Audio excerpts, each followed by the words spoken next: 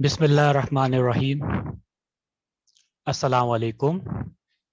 Good evening. My name is Dr. Syed Nadeem and I am working as an anesthesiologist at Hafar al Batin Central Hospital. Today I got an opportunity to present this presentation on the topic of procedural sedation, commonly known as conscious sedation, on behalf of the Department of Anesthesiology headed by the consultant anesthesiologist Dr. Salim Sabbar. Let's start this presentation. First of all, let's see what we are going to cover in this presentation. Definitely, first of all, the definition of procedural sedation, then levels of sedation, goals and objectives, indications, contraindications, risks and complications, pre-sedation, evaluation of the patient, preparation for the sedation, intra-procedural measures, including pharmacology, and then finally post-sedation care and self-discharge of the patient. First of all, the definition: procedural sedation is defined as administration of sedatives or dissociative agents with or without analgesics to induce a state that allows a patient to tolerate painful and unpleasant procedures. Levels of sedation: procedural sedation varies in intensity from anxiolysis, which is the least intense, to moderate sedation, and finally deep sedation, which is the most powerful form of sedation. Now, here are levels of sedation. Level 1, minimal sedation, also termed as anxiolysis. Level 2, moderate sedation, analgesia, also termed as conscious sedation. Level 3, deep sedation, analgesia, and then level 4, general anesthesia.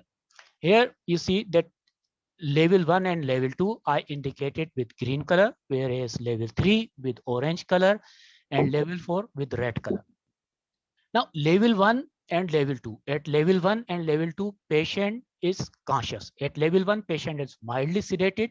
At level 2, patient is drowsy. At level 3, patient is unconscious but can be aroused. But at level 4, patient is unconscious and cannot be aroused.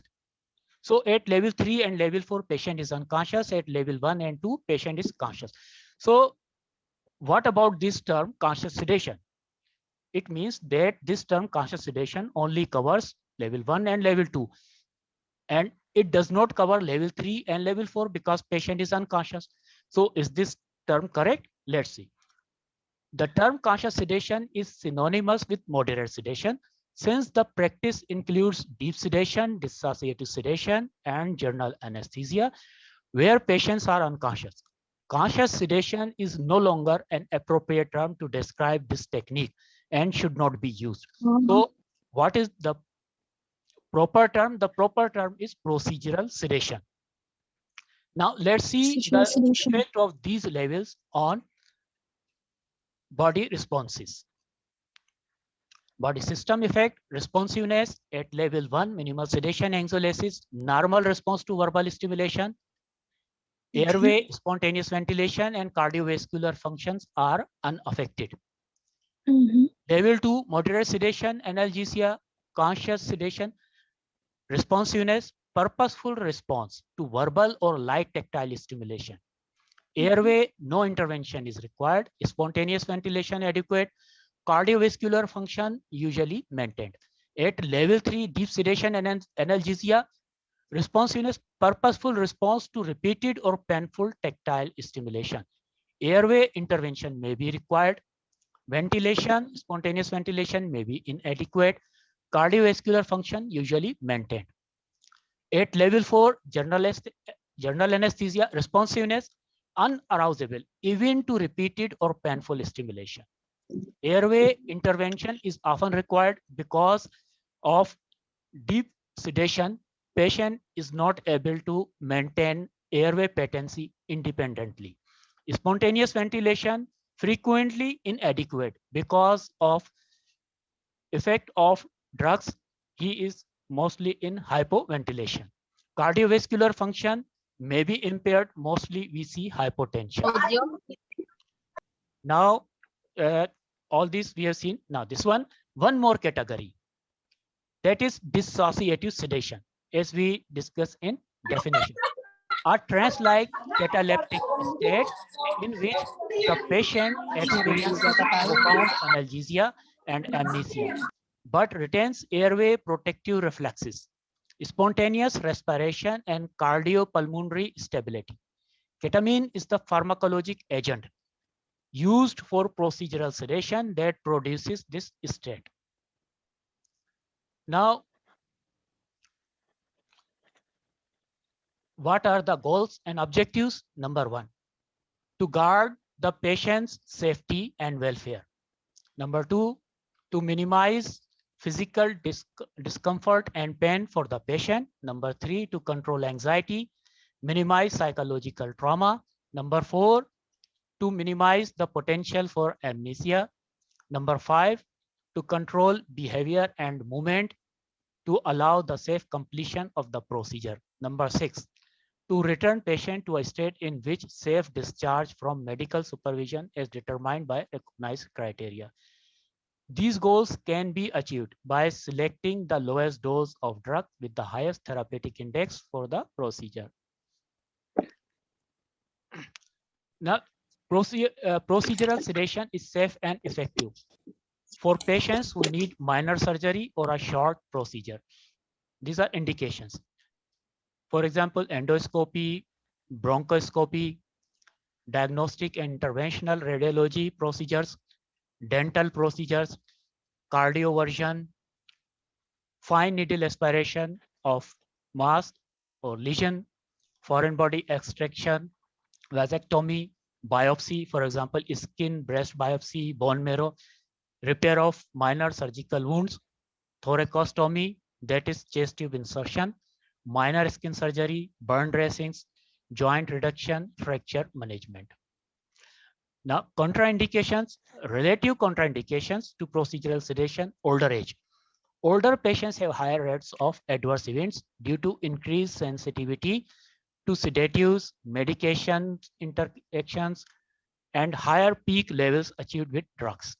Comorbid disease, patients with comorbid diseases, patients with ASA3 or greater have higher rates of adverse events. Now, ASA, what is ASA classification? ASA, American Society of Anesthesiology, they have classified patients according to physical status. ASA1, a normal healthy patient, for example, fit, non-obese, BMI under 30, a non-smoking patient with good exercise tolerance. ASA2, a patient with a mild systemic disease, example, patient with no functional limitations and well-controlled disease. For example, treated hypertension, obesity with BMI under 35, frequent social drinker, or is a cigarette smoker.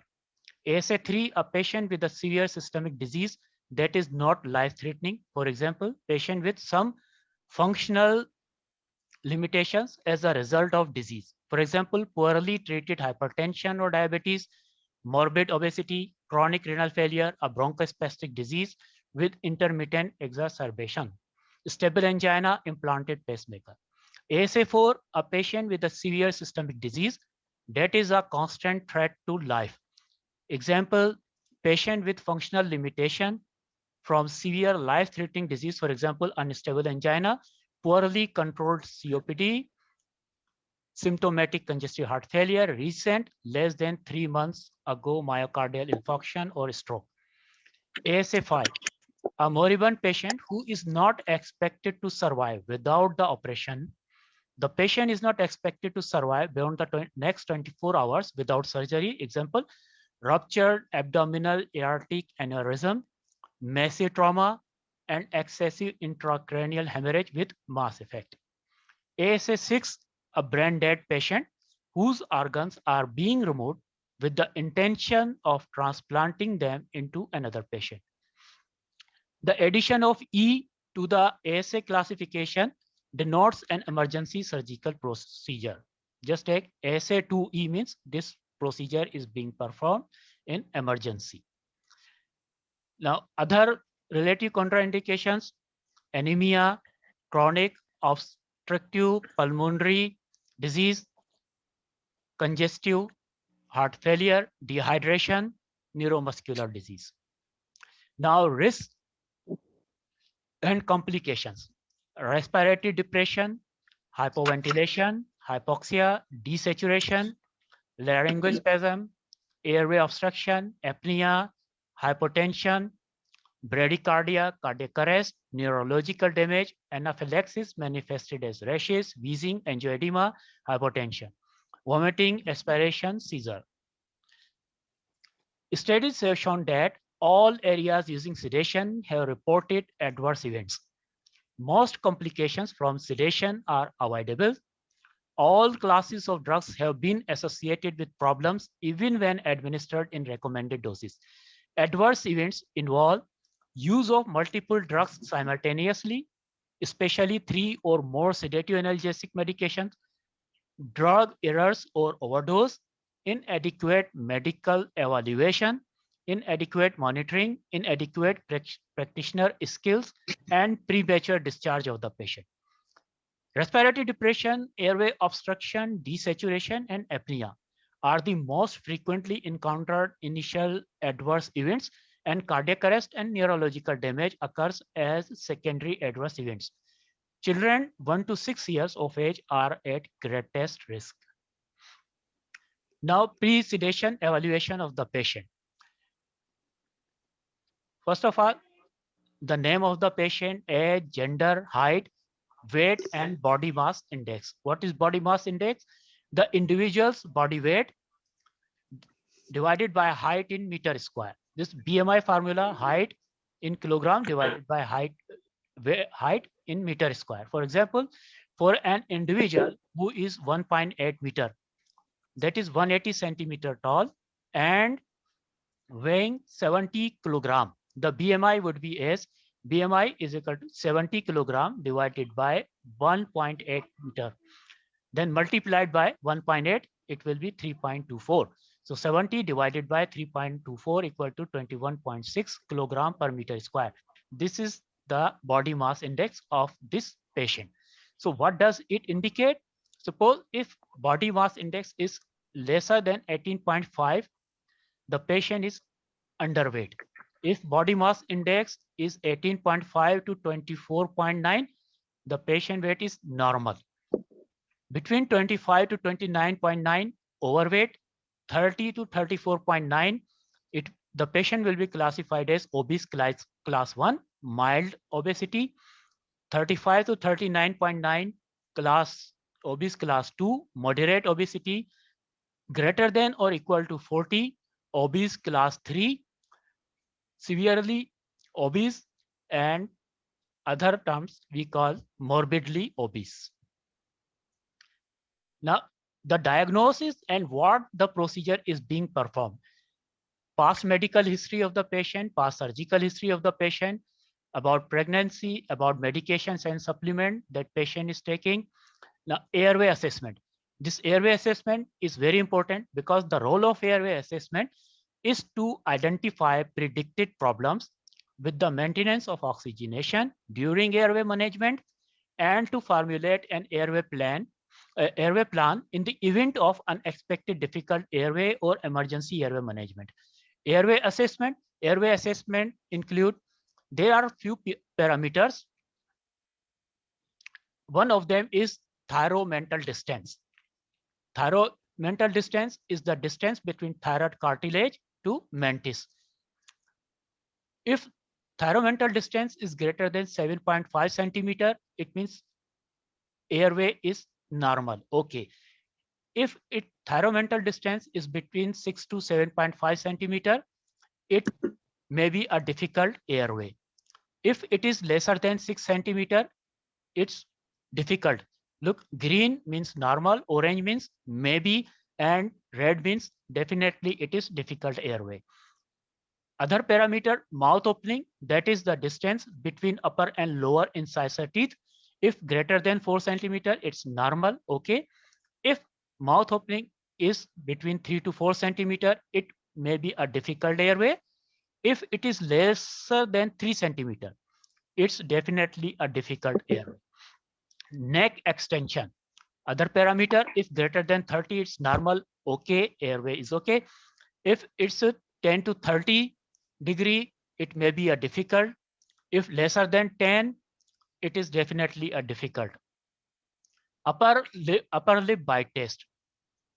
Look, this is vermilion line of the upper lip. The border of the upper lip, this is called vermilion line.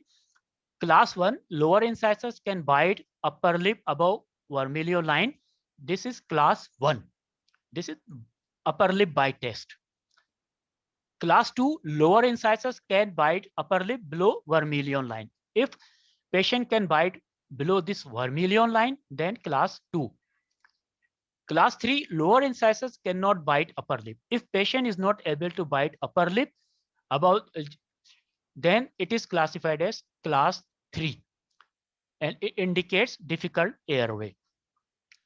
Now, if the patient airway falls in this green category, then we can intubate the patient with traditional direct laryngoscopy. Look here, with the help of this traditional laryngoscope, we can easily intubate the patient. But if patient's airway falls in this orange category, then we may need this video laryngoscopy. This is video laryngoscope. Most commonly used is GlideScope. Here you see with the help of this video laryngoscope, this is laryngoscope, and you can see here is monitor on which you can see the airway, and this patient then can easily be intubated with the help of video laryngoscope. If patient's airway falls in this red category, then we will need fiber optic scope, either flexible fiber optic or rigid fiber optic scope. Here one example of this flexible fiber optic scope. Look here, the patient is being intubated with the help of this flexible fiber optic scope. The other one is rigid, that is Bonfils. This is Bonfils rigid scope, fiber optic scope. Here, look, with the help of this, the endotracheal tube is mounted on this rigid bronchoscope, and then here you see that the patient is being intubated. Here you can see on the monitor, or directly you can visualize the airway, and you can intubate the patient with the help of this Bonfils. So other parameters, Mallampatti classification. Here Mallampatti classification, when patients open mouth, we can see hard palate, soft palate, uvula, and pillars. On the basis of visualization of these things, we can assess class 1, visualization of the soft palate, uvula, and pillars. If we can see all these things, the Mallampatti classification is class 1. Class 2, visualization of soft palate and uvula. If we can see uvula and soft palate, then it's class 2. Class 3, visualization of soft palate and the base of uvula. If we can see soft palate and the base of uvula, it is classified as class 3. Class 4, soft palate is not visible at all. Even if we cannot see soft palate, this is class 4 and it indicates difficult airway. Other one is Cormack and Lehan grading. Sorry. This is Corman and Lehan grading. We can, when we perform laryngoscopy, then we can see these things. Class 1, at laryngoscopy, the vocal cords are visible. Look here, vocal cords are clearly visible. This is class 1. Class 2, the vocal cords are only partly visible. Here you see vocal cords are partly visible. This is class 2. Class 3, only the epiglottis is seen. Here you see that only epiglottis is visible. This is class 3. Class 4, the epiglottis cannot be seen. Here you see even epiglottis cannot be seen, and it is classified as class 4. If we encounter this class 3 and 4, it means it is difficult intubation. So these are few parameters for airway assessment. Now physical examination of the patient. Vital signs, blood pressure, heart rate, respiratory rate, temperature, oxygen saturation, chest and heart auscultation, and Glasgow Coma scale of the patient. Look, Glasgow Coma scale here, look, eye opening response. If I open spontaneously, score is 4. If I open to verbal command, speech or shout, 3 points. I open to pen, not apply to face, 2 points. No eye opening, 1 point. Verbal response, oriented, 5 points. Confused conversation, but able to answer questions, 4 points. Inappropriate responses, words discernible, 3 points. Incomprehensible sounds or speech, 2 points. No verbal response, 1 point. Motor response, if obeys command for movement, 6 points. Purposeful movement to painful stimulus, 5 points. Withdraws from pain, 4 points. Abnormal spastic flexion, decorticate posture, 3 points. Extensor rigid response, decerebrate posture, 2 points. No motor response, 1 point. So these are Glasgow Coma scale parameters. Now,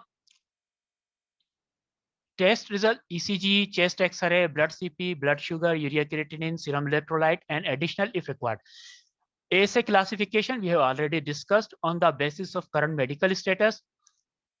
Take written and informed consent. The patients and their relatives or responsible person should be informed about the sedation plan, benefits, risks, and limitations of the procedure and alternative options. Now, anesthetist recommendation for additional consultations if required. NPO instructions. NPO instructions for clear liquids, including water, pulp-free juice, tea, and coffee without milk, carbonated beverages, for example, Pepsi, Coke, etc. Fasting requirement, 2 hours. Breast milk, 4 hours. Light meal, non-human milk. Infant formula, 6 hours. Regular or heavy meal, for example, fried food, fatty food, meat, at least 8 hours or more. Now, finally, instructions about current medication. If patient is taking any medications, pre-procedural medications for reducing the risk of vomiting and aspiration, for example, metoclopramide, omeprazole. Now, this is the pre-sedation evaluation form. We have discussed all these things. This is consent form.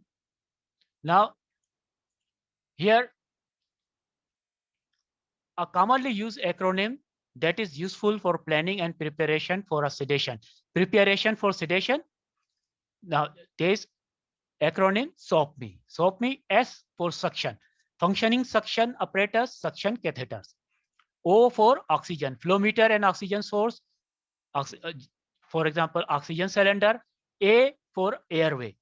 Appropriate size, airway management equipments. Look here, this just a bag valve mask, commonly called ambu bag, nasal cannula, laryngeal mask airway, laryngoscope with different blades, endotracheal tube, oxygen mask, stylet, bougie, soft suction catheter, Yankauer suction catheter, Yankauer suction set, nasopharyngeal airway, oropharyngeal airway. Now, P for pharmacy, all drugs required for procedural sedation and all basic emergency drugs.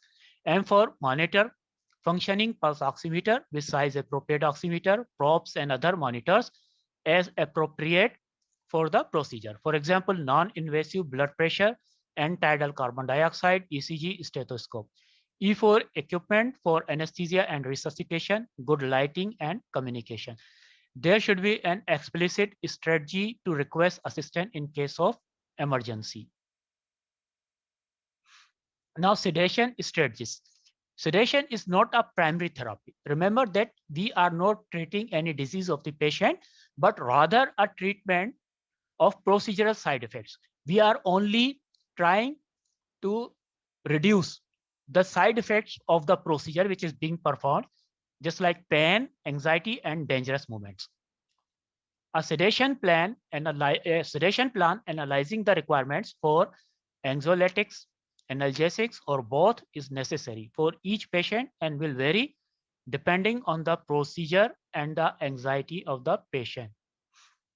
The person administering the sedative drugs should make sure that what is the procedure, how much is the duration of the procedure, whether analgesia is required or not, which drug has the best efficacy for that procedure, the lowest dose with the highest therapeutic index, sedation and safety profile for that procedure, and whether he or she is capable of rescuing the patient from the next level of sedation if required. Implementation of successful sedation guidelines will involve organization and formulation of policy, education, credentialing, record keeping, enforcement, and continuing quality improvement. Now, intra-procedural measures, there should always be a person in addition to the practitioner to help.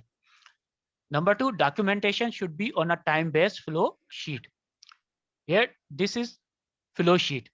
Sedation, flow sheet, most of the things here, medication, what medications are being given, we will mention here with frequency, oxygen, how much oxygen is being given, oxygen saturation of the patient, BIS. BIS, this is bispectral index monitoring. Bispectral index monitoring involves the use of an electronic device that converts EEG waves into a number. Here you see that these are electrodes which are placed on the forehead of the patient and then connected with the help of transducer to the monitor, which convert EEG waves into a number. What this number indicate? The bispectral index system value, if it is 0, flat line EEG. If 0 to 40, deep hypnotic state. 40 to 60, this is the recommended range for general anesthesia. During general anesthesia, it should be between 40 to 60. For recommended range for sedation is between 60 to 90. 100 means patient is awake.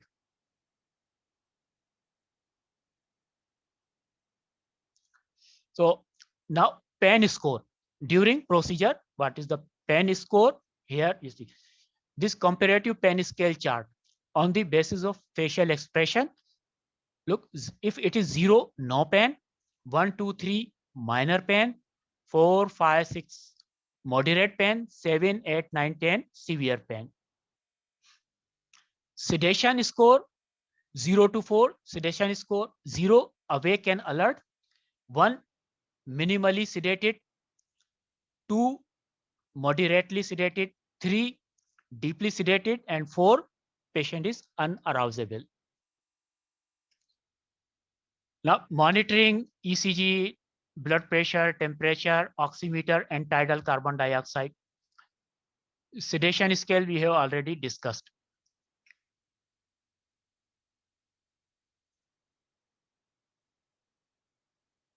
Now, procedural sedation and analgesia. Now, medication, midazolam, fentanyl, ketamine, propofol, etomidate, dexmedetomidine, reversal agents, naloxone, and flumazenil. Now, midazolam. Midazolam is a benzodiazepine class of drug that is used for both adults and children. Advantages: rapid sedation, minimal sedation, complete amnesia of the procedure, anticonvulsant properties, very little pain on injection. Risks include lack of analgesic effects, possible hypotension, respiratory depression. Fentanyl is an opiate used for both adults and children.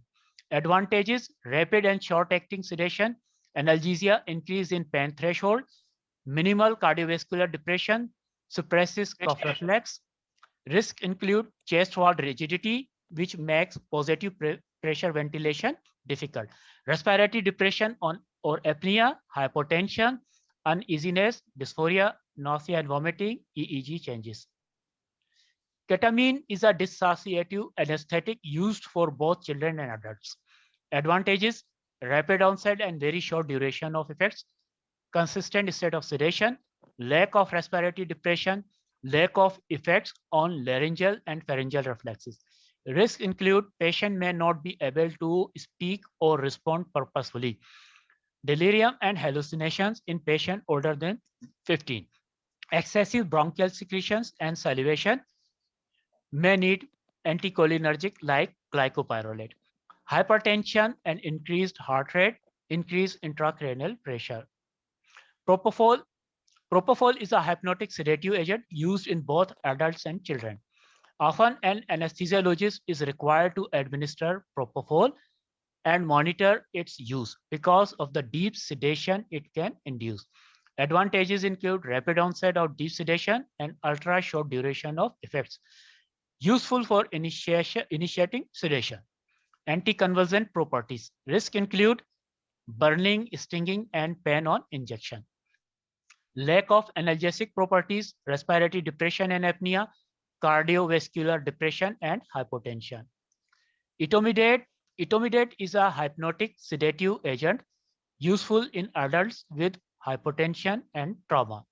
Advantages include rapid onset and ultra short duration of effects, lack of histamine release and allergic reactions, minimal cardiovascular and respiratory effects. Risks include pain on injection, lack of analgesic effects, suppression of the adrenal gland, nausea and vomiting, muscle rigidity, and involuntary muscle jerk, that's myoclonus. Now, dexmedetomidine, it is an alpha-2 adrenergic agonist that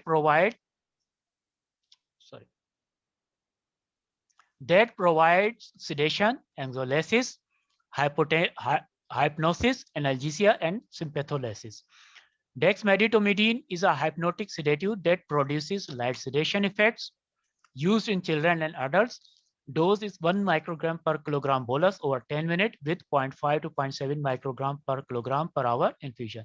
Advantages include rapid onset and ultra short duration of effects, lack of respiratory depression, light sedation, allows patient respond to verbal and physical stimulation. Risks include minimal analgesic effects, hypotension, slow heart rate, bradycardia.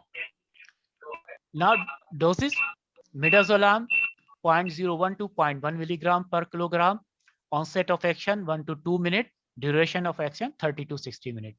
Fentanyl 1 to 2 microgram per kilogram, IV, onset of action 1 to 2 minutes, duration 30 to 60 minutes. Ketamine 1 to 2 milligram IV, onset of action 1 minute, duration 10 to 15 minutes. Etomidate 0.1 to 0.2 milligram per kilogram, onset of action lesser than 1 minute, duration of action 3 to 5 minutes. Propofol 0.5 to 1 milligram per kilogram, IV, onset of action lesser than 1 minute, duration of action 3 to 10 minutes. Now, reversal agents for opiates and benzodiazepine. Naloxone. Naloxone is a reversal agent for opioid. Pediatric dose 10 microgram per kilogram for children under 20 kg. For adults, 0.04 milligram to 2.1 milligram PRN. Onset lesser than 2 minutes, peak 5 to 15 minutes, and duration 20 to 60 minutes.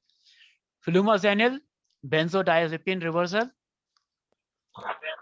10 microgram per kilogram for children under 20 kg. For adult, 0.1 milligram increments PRN. Onset 1 to 3 minutes, peak 6 to 10 minutes. Duration lesser than 60 minutes. For inadequate ventilation, start with naloxone at the low end of the dosing scale. For apnea, start with 0.1 milligram increments. The higher doses of naloxone may also reverse the analgesia, leading to an acute increase in pain, hypertension, and or nausea. Naloxone is stocked as either 0.4 milligram per ml or 1 milligram per ml. It may be easier to dilute 1 milliliter to a total of 10 milliliter with normal saline. Since the duration of action of both these agents is shorter than that of the drug they are reversing, repeated doses may be needed and patients should be continue to be monitored. Now, post-sedation care, post-procedural care should be in a special recovery area with a functioning suction apparatus and the ability to provide 90% oxygen or more via a bag and mask. The vital signs should be recorded every 15 minutes. Post-procedure and discharge status should be assessed and discharge criteria clearly enunciated and strictly adhered to. Post-sedation care room. On-site equipment of appropriate sizes should be immediately available, including positive pressure oxygen delivery system, suction apparatus and catheters, pulse oximeter, non-invasive blood pressure monitor, emergency cart with age and size appropriate equipment. Number two, facilities. Personnel and equipment should be immediately available to treat emergency situations arising from sedation, including vomiting, aspiration, seizures, anaphylaxis, respiratory depression, airway obstruction, hypoxia, apnea, and cardiac arrest. Number three, a protocol should be in place to access backup emergency services if required. Recommended discharge criteria, cardiovascular parameters are stable and satisfactory. Airway patency ensured and satisfactory. Patient is easily aroused and protective reflexes are intact. Patient can speak if age appropriate. Patients can sit or walk if with assistant if age appropriate. Pre-sedation level of consciousness is achieved. Hydration is adequate. This is post-sedation care room form. Yeah, monitor ECG, blood pressure, oximeter. Pain score, we already discussed sedation score in discharge in this recovery area. LRED discharge score. Here's it. We used the modified LRED scoring system for determining when the patients are ready for discharge from the post-sedation care unit. Discharge criteria is based on activity. Able to move voluntarily or on command. All four extremities score 2. Two extremities score 1. Zero extremities score 0. Respiration, able to deep breathe and cough freely, score 2. Dyspnea, shallow or limited breathing, score 1. Apneic, score 0. Circulation, blood pressure, above or below 20 millimeter of mercury of pre-sedation level, score 2. If blood pressure above or below 20 to 50 millimeter of mercury of pre-sedation level, score 1. If blood pressure 50 millimeter of mercury above or below pre-sedation level, score 0. Consciousness, if patient is fully awake, score 2. If arousable on calling, score 1. If not responding, score 0. Oxygen saturation, able to maintain oxygen saturation about 92% on room air, score 2. Needs oxygen inhalation to maintain oxygen saturation greater than 90%, score 1. Oxygen saturation lesser than 90, even with oxygen supplementation, score 0. A score of 9 or greater than 9 is required for discharge of the patient. Thank you very much.